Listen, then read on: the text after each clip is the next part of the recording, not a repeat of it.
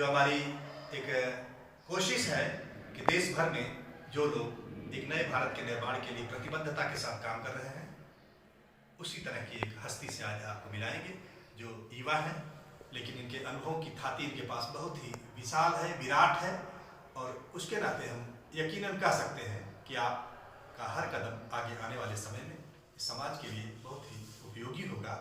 और इसी नाते हम अपने सभी दर्शकों से, युवाओं से आपको रूबरू कराना चाहते हैं। आप अपने शब्दों में ही अपना परिचय बताएं। सभी को नमस्कार, जो भी दर्शक लोग इस समय इसको देख रहे हैं। सबसे पहले तो इस परिचय को बताते हुए ही बड़ा खुशी हो रही मुझे कि एक बहुत अच्छा मौका है जहाँ पे हमारी मुलाकात हुई आज। और मेरा नाम अजय सुमन शुक्ला है, मैं लखनऊ उत्तर प्रदेश से हूँ। और युवाओं के साथ मैं बोल सकता हूँ कि बहुत ही मज़ा आता है काम करने में, बहुत अच्छा लगता है। ऐसा लगता है कि कितना भी काम करते रहो वो कम ही है। और वही मैं 2006 से काम करता आ रहा हूँ और अलग अलग मुद्दों पे जेंडर के मुद्दे से शुरुआत किया था। उसके बाद में फिर युवाओं के नेतृत्व, लीडरशिप स्किल्स पे, उनके एंटरप्रेन्योरियल माइंडसेट बिल्डिंग, जिसको हम बोल सकते हैं उद्यमितापूर्ण सोच कैसे अपनी डेवलप की जाए, कैसे हम इनोवेटिव सोचें जो कि आज की ज़रूरत है। और सबसे बड़ी चीज़ जो ये है कि मेरे काम की कि युवाओं को पॉजिटिव सोच, सकारात्मक सोच की जो बहुत ज़्यादा ज़रूरत है, वो सोच कैसे उनके अंदर डेवलप की जाए, उस पर काम करना। आपने भी कहा कि युवाओं के बीच काम करना अच्छा लगता है। आपके हिसाब से, आप तो खुद वैसे युवा हैं, युवाओं के बीच ही रहते हैं, तो वो तो स्वाभाविक बात है, लेकिन एक युवा की परिभाषा आप क्या बताना चाहेंगे? और क्या आपको 60 साल और 80 साल के युवाओं से भी भेंट हुई है? जरूर हुई होगी, कोई बताएं। सर वास्तव में तो बताऊं, एक बहुत बड़ा युवा मुझे आपके अंदर भी दिखता है। तो उसमें एज का शायद मतलब बहुत बड़े एक मार्गदर्शक आप मेरे हो सकते हैं अनुभव के आधार पे, लेकिन जो एक सोच है ना, ये सोच ही हमें युवा बनाती है। जो वर्तमान की परिस्थितियां हैं, जो वर्तमान की समस्याएं हैं, जो वर्तमान के चैलेंजेस हैं हमारे आसपास के, उनको हम कितने सौहार्दपूर्ण तरीके से, कितने एक्साइटिंग तरीके से, कितना अंदर के उत्साह से हम उसको जंप लेके उस प्रॉब्लम को सॉल्व करने के लिए आगे आ रहे हैं ना, वही हमें युवा बनाती है। आज आपने युवा सदन के विजेता और युवा सदन से जुड़े तमाम लोगों का जो बेहतरीन एक प्रेजेंटेशन किया है आज राष्ट्रीय मंच पर, और देश के गिने चुने लोगों के बीच में जिस तरह से अपने प्रेजेंटेशन किया है, बहुत अच्छा लगा। और आपके अंदर वो प्रतिभा है, वो कला है कि आप काम भी कर रहे हैं, आपने अनुभव भी बटोरे हैं, और उसका ठीक ठाक बेहतरीन प्रदर्शन भी आपके जरिए किया जा रहा है। तो मैं आपसे ये चाहता हूँ कि आप ये बताएं कि आज के समय में युवाओं के लिए क्या एक रोल मॉडल हो सकता है, क्या दिशा हो सकती है, और कौन सी समस्याएं हैं जिसके लिए उनको खास तौर से कुछ करने की जरूरत है?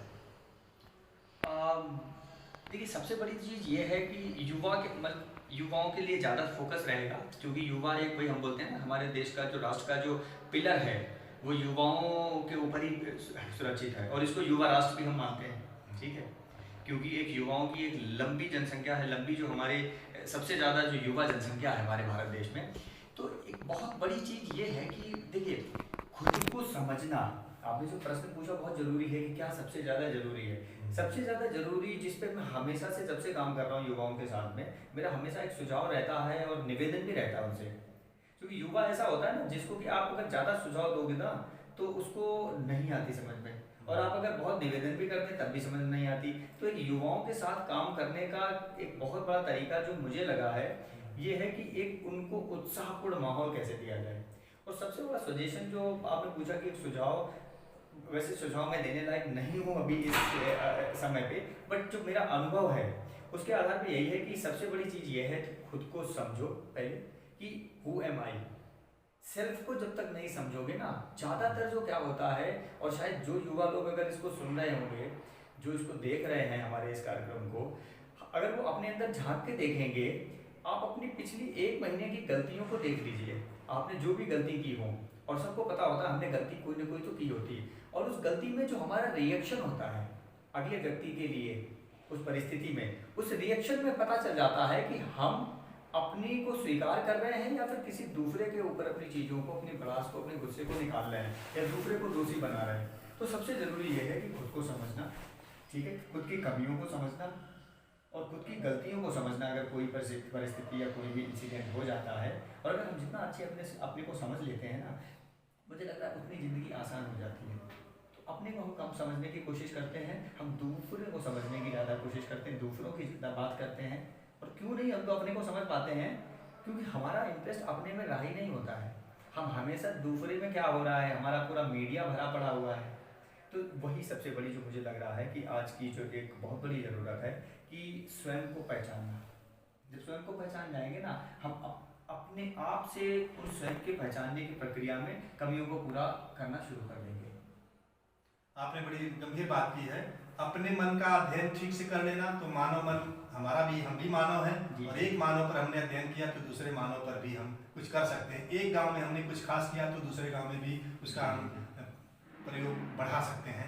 एक चीज़ जानना चाहूँगा कि निजी जीवन में आपके परिवार के लोग होंगे, अगर आप विवाहित होंगे तो आपकी जीवन संगिनी होंगी, तो जिस तरह से आप बाकी लोगों को अच्छे ढंग से मोटिवेट करके एक सफल मोटिवेटर के रूप में मुझे दिख रहे हैं, तो अपने निजी जीवन में क्या होता है कि जीवन संगिनी का कैसा सहयोग है? घर परिवार के लोग क्या आपको अपना लीडर मान पाते हैं, या वहाँ कुछ आपको ज़्यादा झेलना पड़ता है? मैं वास्तव में बताऊं तो ऐसा नहीं कि कैमरे के सामने आके कुछ भी बोल दो, ठीक है।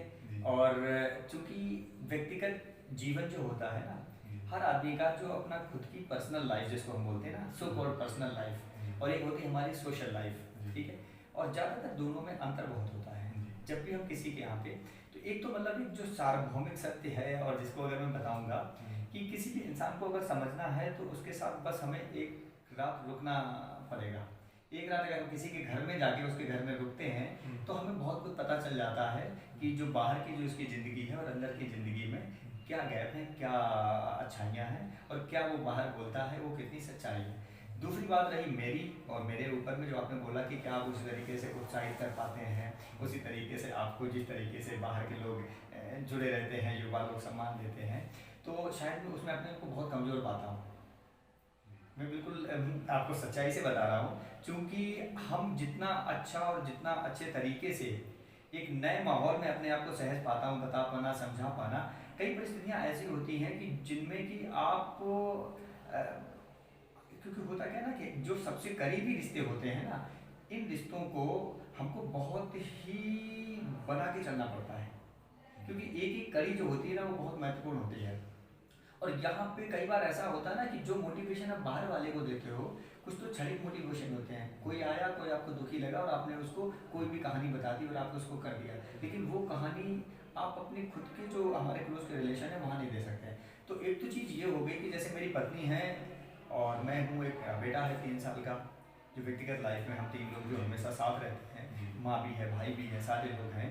तो मैं देखता हूँ कि बहुत से ऐसे युवा हैं, बहुत से ऐसे लोग हैं जिनको मैंने मोटिवेट किया है, और बहुत अच्छी गाइडेंस पे, बहुत अच्छी जगह पे कोई अपना उद्यम चला रहा है, कोई तो अपनी जर्नी को नेक्स्ट लेवल पे लेके गया है, जॉब में बहुत अच्छा कर रहा है। लेकिन वही चीज़ अगर हम व्यक्तिगत रिलेशंस में देखते हैं, बहुत जगह पे मैं करता तो हूँ, समझाने की कोशिश भी करता हूँ, लेकिन कई बार ऐसा होता है कि उतना अच्छे से वो मैसेज चाहता हूँ मैं नहीं कन्वे कर पा रहा हूँ। तो ये आई थिंक मेरे लिए सीखने का और एक रिसर्च का मुद्दा है कि आखिर मैं उन मुद्दों पे भी और उन संबंधों में भी अच्छे से काम कैसे कर पाऊँ, और उसमें कमी की मैं गुंजाइश कहीं नहीं देखता हूँ। लेकिन हाँ, एक हमेशा एक मेंटर की ज़रूरत जो पड़ती है, क्योंकि हमेशा हम देखते हैं कि जैसे मान लिया कि मैं और आप और हमारे और आपस में कोई अगर भेद हो रहा है और जिसको हम आपस में नहीं सुलझा पा रहे हैं, समझदार होने के बावजूद, जो कि हर संबंध में होता है, तो शायद उसके लिए हमारे यहाँ समाज में हमारे गुरुजन लोग, हमारे जो मेंटर जिसको गाइड हम बोलते हैं, कोई ना कोई ऐसा संबंधों में होता है जिसके पास हम दोनों जाके बात कर सकते हो।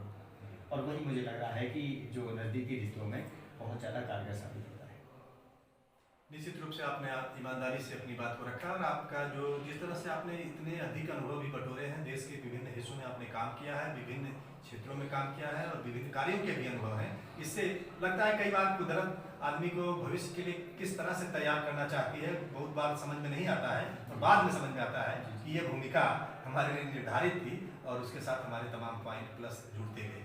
तो आपसे मिलकर के अच्छा लग रहा है। और मैंने देखा कि आप पर झारखंड प्रौद्योगिकी विश्वविद्यालय के कुलपति कितना अधिक खेद करते हैं, लोग करते हैं, और आपके व्यक्तित्व में भी वो चीज़ें हैं कि आप हर चीज़ को कर सकते हैं, आपके अंदर वो हुनर वो आपकी प्रतिभा है, वो प्रतिभा देश के लिए और मंगलकारी हो और बेहतर हो और उसकी पूंजी थाती लगातार बढ़ती जाए, आप इस देश के लिए ज़्यादा कुछ कर सकें, इसकी हम पूरी उम्मीद रखते हैं। और अंत में आपसे चाहेंगे कि आप नौजवानों के लिए क्या कहना चाहेंगे कि नौजवान कई बार घबरा जाता है, कई बार अपने को तमाम परिस्थितियों में असहाय महसूस करता है, कई बार उसकी साहस टूट जाते हैं, वो बिखरने लगता है, जबकि उसी के कंधों पर इस देश के सुंदर भविष्य का सारा सपना उसी पर टिका हुआ है।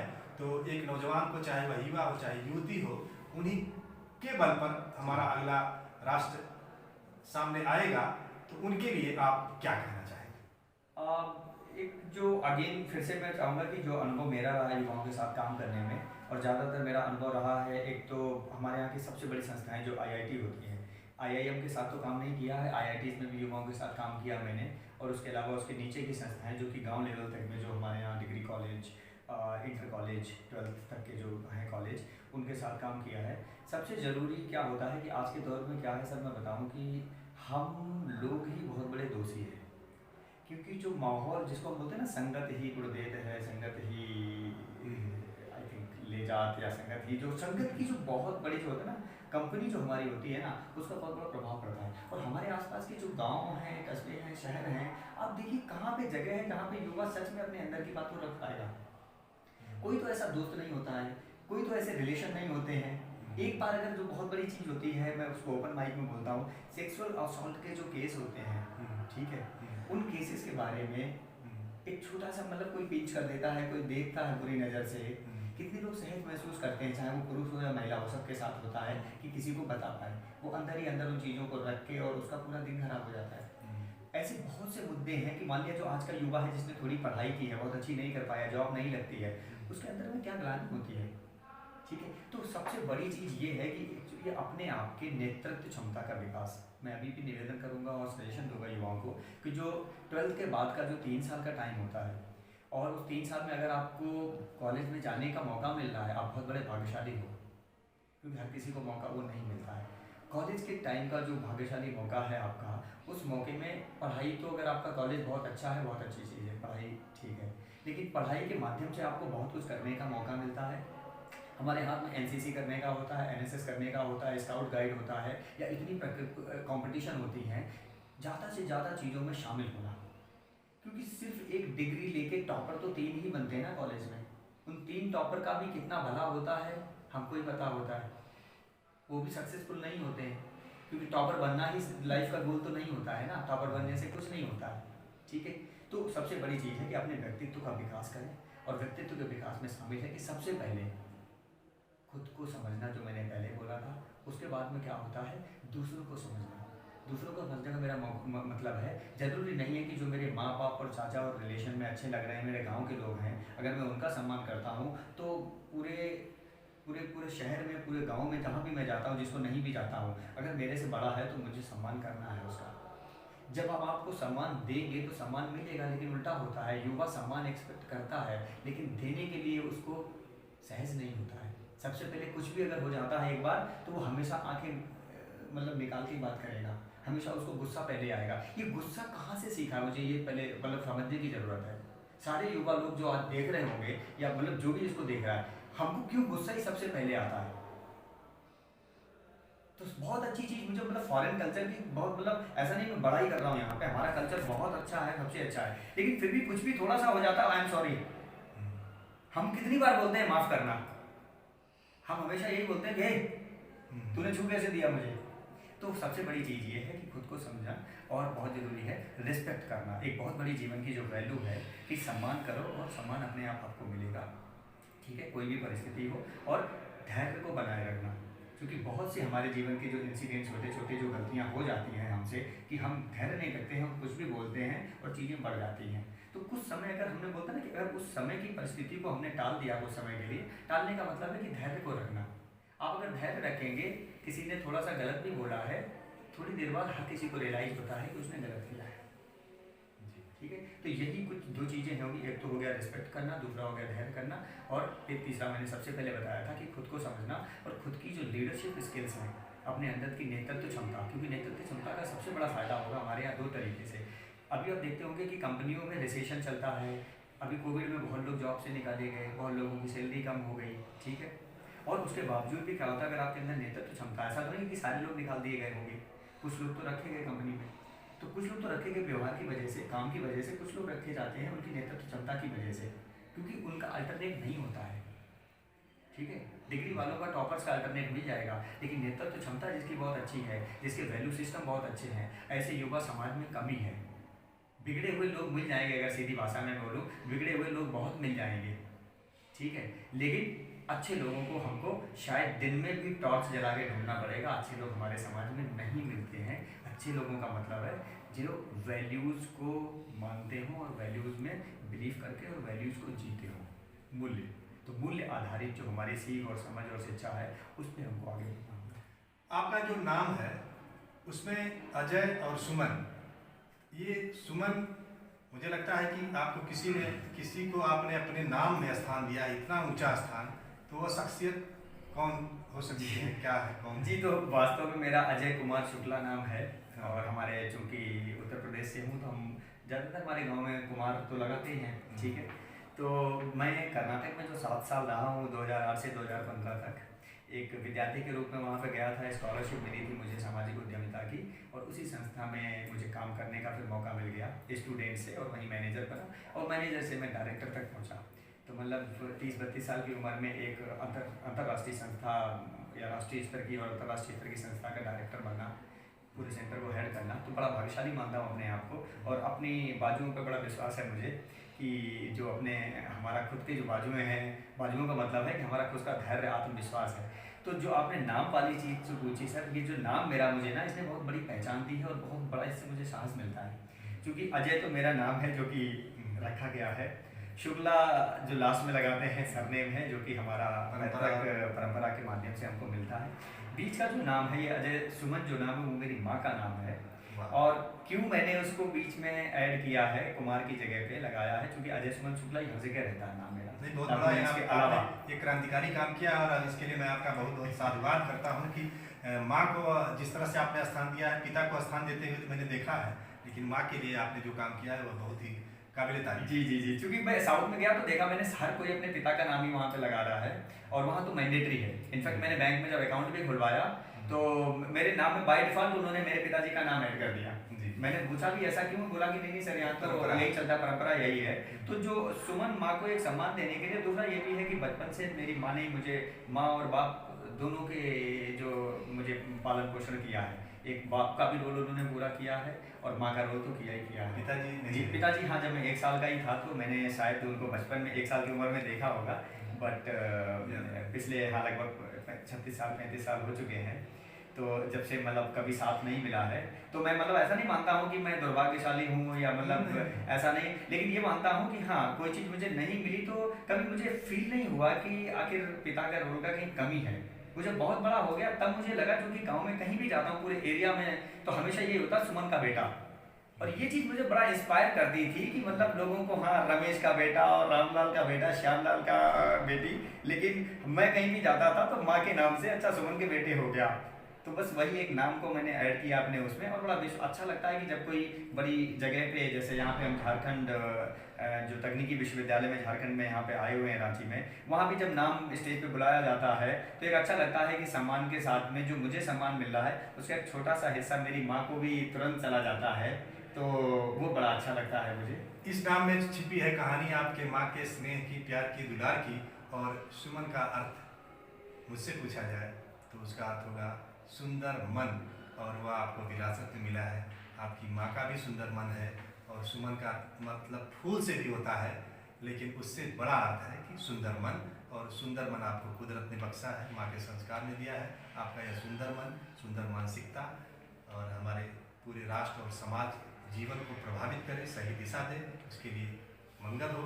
बहुत बहुत धन्यवाद, बहुत बहुत धन्यवाद। जी सर, मेरा भी बहुत बहुत धन्यवाद, स्पेशली आपको, जो बहुआयामी प्रतिभा आपकी है, आपकी पूरी द तर्कश की टीम को जो इस नेक काम में लगी हुई है, कि जो सकारात्मक चीज़, जो अच्छी चीज़ समाज में हो रही हैं, उनको कैसे लोगों तक लेके आना, ठीक है। क्योंकि अभी मैंने जैसे कुछ भी अगर अच्छाई मेरे अंदर है, मैंने कॉन्फ्रेंस में बोला, 150-200 लोगों ने सुना, लेकिन उसको और लोगों तक कैसे लेके जाना, हमारे समाज में बहुत से काम हो रहे हैं। और मैं चाहूँगा कि जो लोग इसको देख रहे हैं, आप भी कुछ ऐसा काम करिए समाज में।